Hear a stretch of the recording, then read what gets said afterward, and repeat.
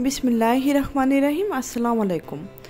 কালকে এই যে বরাপুর বাসায় তো দাওয়াত খেলাম, আর ব্লগটা কিন্তু আমি বলছিলাম রাতের বেলা আর কি পোলাও রান্না করব, সেই রাত থেকে ভিডিওটা শুরু করে দিলাম। আর রাইস কুকারে এই যে পোলাওটা বসাই দিছে, এখানে ঘি দিয়ে দিল, তেলের সঙ্গে দিয়ে দিল গরম মশলা আর একটু পেঁয়াজ, রাইস কুকারে ভেজে নিতেছে।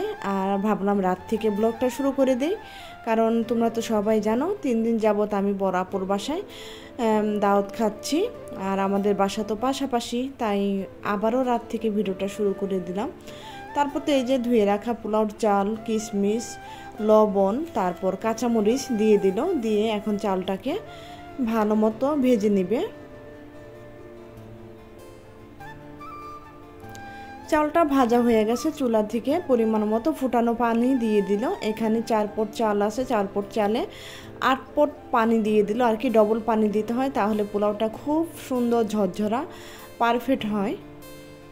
যারা নতুন রাঁধুনি তারা কিন্তু এইভাবে তোমরা পোলাও রান্না করে নিতে পারো। এই যে একটু 2টা বলক আসার পরে দিয়ে দিল কিছু আলু বকরা। এখন দম দিয়ে রেখে দিবে কিছুক্ষণের জন্য, পোলাওটা হয়ে যাবে। আমার ভিডিও যদি তোমাদের ভালো লেগে থাকে প্লিজ একটা লাইক দিয়ে ভিডিওটা দেখা শুরু করো, আর যারা আমার চ্যানেলে নতুন, যদি ভিডিওটা ভালো লেগে থাকে তাহলে সাবস্ক্রাইব করে আমার পাশে থেকে যেতে পারো প্রতিদিন নিউ ব্লগ দেখার জন্য। আর এদিকে দেখো এই যে পোলাওটা কিন্তু একদম পারফেক্ট হয়ে গেছে। 10 মিনিট পর দমে থেকে তুলে নিল, তারপরে যে উপর দিয়ে একটু খাঁটি ঘি দিয়ে দিল, আর এই ঘিটা কিন্তু একদম খাঁটি, ঘিয়ের ঘ্রাণে একদম ঘরটা ভরে গেছে। আর চতুর্থ সাইডে আবার একটু দিয়ে দিল, আর আবারও 10 মিনিটের মতো দমে রেখে দিবে। 10 মিনিট পরে সবাই খেয়ে নিল, আমিও খেতে বসে গেলাম। খেতে খেতে এই যে দেখো তোমাদের সঙ্গে একটু শেয়ার করলাম, বেশি না অল্প একটু শেয়ার করব। আজকে রাতে খেয়ে বরাপুর বাসা থেকে আমরা বিদায় নিয়ে চলে আসব, কালকে থেকে আবার আমাদের বাসায় খাবো। ইলিশ মাছ ছিল, তারপর ইলিশ মাছ ভাজা ছিল, সেটা নিয়ে নেই এই যে খাসির কুরমা দিয়ে। খাসির কুরমাটা কিন্তু আমি রান্নাটা দেখিয়েছি কালকের ব্লগে, আর সেটা দেখাই নাই, সেই খাসির মাংসের কুরমা। তারপর শুভ সকাল সবাইকে, কেমন আছো তোমরা সবাই? আবার নতুন করে আরেকবার শুভেচ্ছা জানিয়ে এই যে সকাল থেকে আমাদের বাসা থেকে ভিডিওটা শুরু করে দিলাম।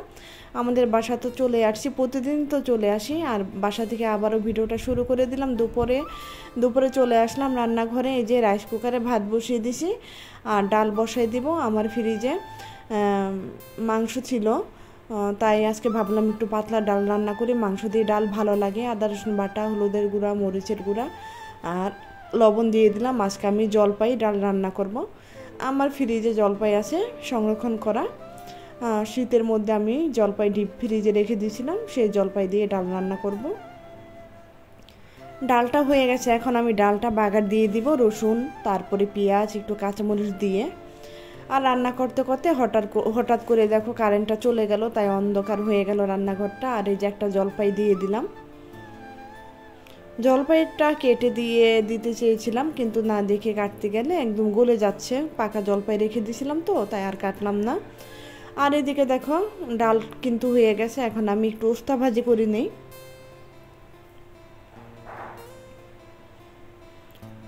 একটা শুকনো মরিচ, একটু পেঁয়াজ কুচি দিয়ে দিলাম, দিয়ে এই যে উস্তাটা ভাজিটা বসাই দিলাম, একটু কাঁচা পেঁয়াজ দিলাম। উস্তার সঙ্গে কিন্তু আমি একটা আলু দিয়ে দিছি, আর একটু কাঁচা পেঁয়াজ, লবণ আর কাঁচা মরিচ দিয়ে দিলাম।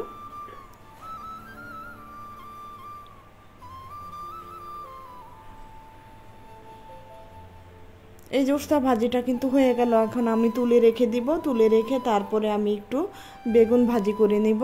এই যে উস্তা ভাজি আর ডাল তো হয়ে গেল, ডালটা মাশাআল্লাহ কালারটা খুব সুন্দর আসছে। আর একটু বেগুন, হলুদ, মরিচ, লবণ মেখে নিয়েছিলাম, তারপর সেটা ভেজে নিলাম। তোমাদের কার ওখানে কারেন্টে খুব ডিস্টার্ব করতেছে তোমরা কমেন্ট করে জানিও। আমাদের এখানে প্রচুর ডিস্টার্ব করতেছে, কারো ভিডিওগুলো আমি দেখতে পারতাছি না ঠিক মতো। দেখা যায় যখন কাজ থাকে তখন একটু কারেন্ট থাকলে কাজ করতে হয়, যখন একদম ভিডিওগুলো দেখবো তখন দেখা যায় কারেন্ট একদম থাকে না। এই যে দেখো হয়ে গেল আজকে আমার দুপুরের মেনু। আজকে শর্টকাটভাবে দেখালাম, খুব ছোটো একটা ভিডিও, তোমরা একটু ফুল ওয়াচ টাইম করে দিও। এ পর্যন্ত যারা আছো অসংখ্য তাদেরকে ধন্যবাদ। আর একদম ওয়াচ টাইমও হয় না, ভিউও হয় না, আর কি বলবো এই দুঃখের কথা, ভিডিও বানাতে ইচ্ছা করে না। তো আজকের মতো এখানে ভিডিওটা শেষ করে দিব। সবাই ভালো থাকবা, সুস্থ থাকবা, আল্লাহ হাফেজ, আসসালামু আলাইকুম।